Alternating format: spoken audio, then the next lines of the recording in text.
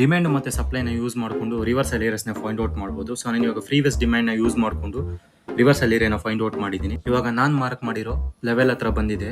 ಇಲ್ಲಿಗೆ ಇದ್ರದ್ದು demand complete ಆಗುತ್ತೆ. ಸೊ ಇಲ್ಲಿಂದ ಅದು ಸಪ್ಲೈಸ್ನ ಕೊಡೋಕೆ ಸ್ಟಾರ್ಟ್ ಮಾಡುತ್ತೆ. ಸೊ ಇಲ್ಲಿಂದ ನಮಗೆ ರಿವರ್ಸಲ್ ಸಿಗುತ್ತೆ. ಈ ಕ್ಯಾಂಡಲ್ಲು ಕ್ಲೋಸ್ ಆದಮೇಲೆ ಅದ್ರ ಹೈನೇ ನಮಗೆ ಸ್ಟಾಪ್ ಲಾಸು, ಅಲ್ಲಿಂದ ನಮಗೆ ರಿವರ್ಸಲ್ನ ನಾವು ತಗೋಬಹುದು. ಸೊ ರಿವರ್ಸಲ್ ಎಷ್ಟು ಪಾಯಿಂಟ್ ಅಂದರೆ ಪ್ರೀವಿಯಸ್ ಆಗಿ ಎಷ್ಟು ಸಪ್ಲೈ ಬಂದಿರುತ್ತೋ ಸೇಮ್ ಸಪ್ಲೈಸು ಇಲ್ಲಿ ಕೂಡ ಅದು ಬರುತ್ತೆ. 326 ಪಾಯಿಂಟ್ ಸಪ್ಲೈ ಬಂದಿದೆ. ಸೊ ಇಲ್ಲಿ ನಮ್ಮ ಟಾರ್ಗೆಟ್ ಕೂಡ 326 ಪಾಯಿಂಟ್ಸ್ ಇರುತ್ತೆ. ನೀವು ಇದೇ ರೀತಿ ಡಿಮ್ಯಾಂಡ್ ಮತ್ತು ಸಪ್ಲೈನ ನೋಡಿಕೊಂಡು ಯಾವ ರೀತಿ ಟ್ರೇಡ್ ಮಾಡೋದಂತ ಕಲಿಬೇಕಂತ ಅನಿಸ್ತಾ ಇದ್ರೆ ಈ ಚಾನಲ್ನ ಸಬ್ಸ್ಕ್ರೈಬ್ ಮಾಡ್ಕೊಳ್ಳಿ. ನಾನು ನಿಮಗೆ ಯಾವ ರೀತಿ ವರ್ಕ್ ಆಗುತ್ತೆ ಡಿಮ್ಯಾಂಡ್ ಮತ್ತು ಸಪ್ಲೈ, ಯಾವ ರೀತಿ ಯೂಸ್ ಮಾಡಬೇಕು, ಯಾವ ಟೈಮಲ್ಲಿ ಯಾವ ಡಿಮ್ಯಾಂಡ್ ತೊಗೋಬೇಕು, ಯಾವ ಸಪ್ಲೈ ತೊಗೋಬೇಕು ಅಂತ ಹೇಳ್ಕೊಡ್ತೀನಿ.